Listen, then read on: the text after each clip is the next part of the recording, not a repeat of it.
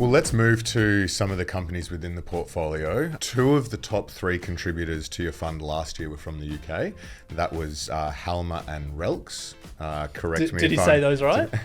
We pronounce it Relx. It's Relx. That's probably better. That's a nicer way to That's a pronounce nice, it. Relx. It used to be Reed Elsevier. They renamed themselves Relx. Okay, I'm nice. not sure why. Well, as it shows, I haven't heard of either of those companies before.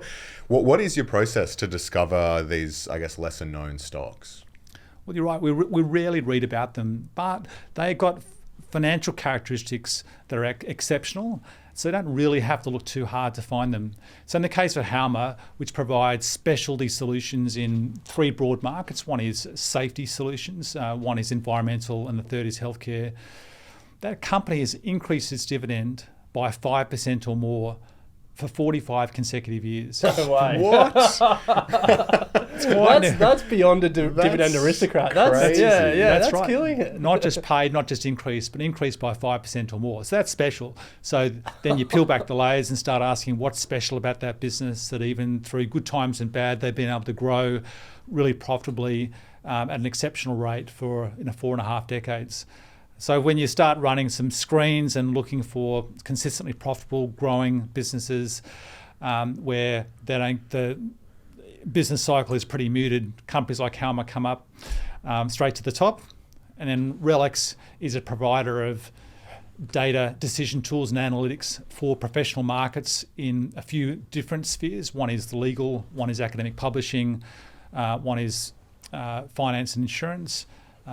And within that, they have leading positions in growing markets where oftentimes they're solving problems that don't have a solution. It might be a manual process, it might be an Excel spreadsheet, and that's producing very good growth. It's a data-intensive business, so there's lots of ways that AI can help make their data more valuable. It earns fantastic profit margins, comparable to many software businesses. Yet it's a company that we rarely read about.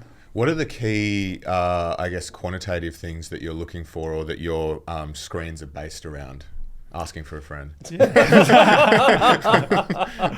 We want businesses that become more valuable over time, and in order for that to happen, a business has got to grow. If it doesn't grow, then it's sort of treading water. It doesn't become more valuable. So growth is key. So we're looking for businesses that have grown at a good rate, strong balance sheets, high levels of profitability relative to the capital base, relative to sales and EBIT margins, returns on capital, a low level of economic sensitivity. So we go back and is this a business that lost money during the GFC? Mm-hmm. Is it a business that had to cut their dividends along the way? Halma obviously didn't. Those might speak to a business where the external environment does matter, that buffet the business around in ways that compromise earnings, compromise their ability to pay dividends. Now, by being concentrated, or as I prefer to say, selective, it allows us to set those criteria very high. Do we want a really profitable business or an exceptionally profitable one? Do we want good balance sheets or really exceptional ones? The fewer stocks you own, the more demanding you can be. And then, of course, it comes to price. It's one thing to find a great business. It's another thing to find it at a price that makes it a great investment. So you overlay quality and valuation. And by owning fewer businesses, it allows us to be unusually selective in both of those spheres. Wow. I like that framing, selective rather than concentrated. It's a bit more of a positive tilt on the term. Yeah. But you are quite selective. I think 15 is the number that you'll have at any one time. But right now you said it's 14, so even more selective at the moment. I guess from a philosophical point of view, why did you make that decision to set up Aorus to be so selective? It works well for us, and it does a few things that I think has served us really well over the last 7 years. One, it allows us to know our businesses very well. So particularly during times when the operating conditions seem to be changing a lot, COVID being a good example right now, by owning 15 as opposed to say 50, I think we can make better judgments. Number two, if we hold our businesses on average for 4 years, we expect to make, say, 4 changes to the portfolio per year. We can be very considered about each of those changes, call it 1 per quarter. Whereas if we owned 4 times as many businesses, we're making a lot more changes, and we think we'll make less good judgments if we're making a lot more decisions.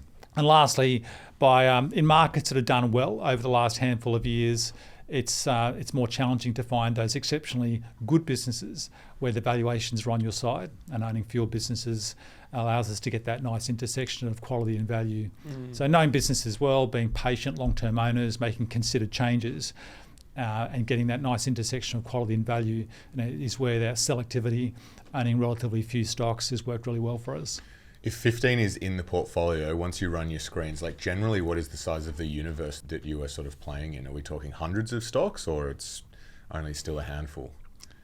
We like it to be a deliberately small playing field where, if you like, the odds are on our side. So there's a lot of parts of the market that are in our no-go zone. Okay. That's by country. So emerging markets where we don't think the governance and accounting standards and transparency are as good as what we're looking for.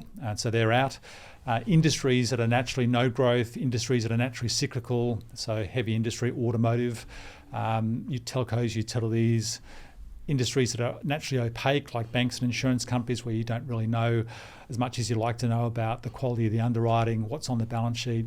Businesses that are narrow, what I call one-legged stools. It might be a biotech business or a tech company that does one thing that doesn't have the breadth and resilience that we're looking for. By being narrow, they're inherently sort of fragile, so they're out.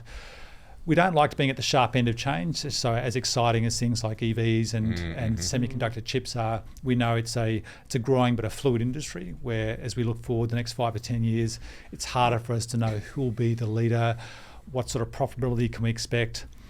We stay away from industries where the government plays a big role. We're seeing that right now, but it's all the government always plays a role when it comes to trade, always plays a role when it comes to healthcare. So those are industries that are out of bounds for us, and it's helped us stay away from problem areas in recent months. So that's the no-go zone. Say 3/4 of our opportunity set takes us down to a few hundred stocks that are broadly what we're looking for, and from those looking for the exceptional, leading, consistently profitable, growing businesses with strong balance sheets where valuation's on your side. That's what gets us down to 14 or 15 stocks. Nice. Yeah, nice. I imagine it must be pretty you'd have to be pretty disciplined to maintain all of those exclusion zones, especially some of them where it's like perhaps a one-legged stool. Nice term, I hadn't heard that before, but a one-legged stool, or cutting edge of innovation. Like Nvidia. When things are just ripping, and you've got your team coming and saying we got to get on this. I imagine that would be pretty hard for as a disciplining process for the team. But you're right, it does take discipline, and where share prices are shooting up like Nvidia has in recent years, you do have to remind yourself of why we're not there. Pay attention to where a rapid change can cause problems. Other good examples, I think, in the last couple of years are EVs. Tesla might do really well in the next 10 years, but it's not quite as a sure bet as it looked a couple of years ago, where suddenly you've got this influx of competition from China. The US is removing some of the EV credits that made buying a car cheaper. So all those things are changing in ways that might make life difficult for Tesla. And any new, fast-changing, fast-growing industry has those uncertainties. That's why we stay away from it, even when share prices might be charging ahead, and you get a bit of envy. I wish I had a bit of that. It does take discipline. Yeah.